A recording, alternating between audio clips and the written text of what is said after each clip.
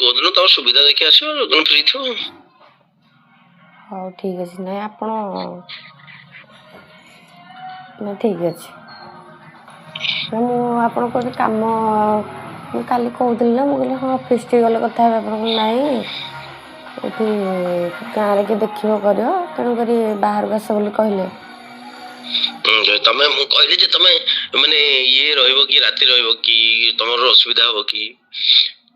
ହଁ ଆଉ ମାନେ କଣ ଅସୁବିଧା କି?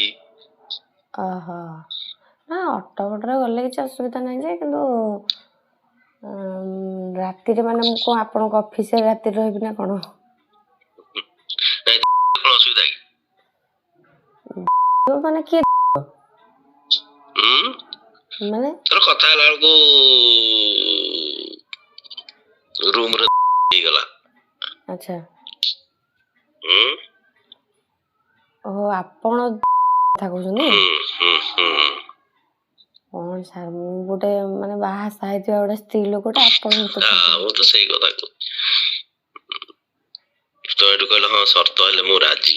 କୋଉଦିନ ତମ ସୁବିଧା ଦେଖି ଆସିବ, ଯୋଉଦିନ ଫ୍ରି ଥିବ। ହଉ ଠିକ୍ ଅଛି। ନାଇଁ ଆପଣ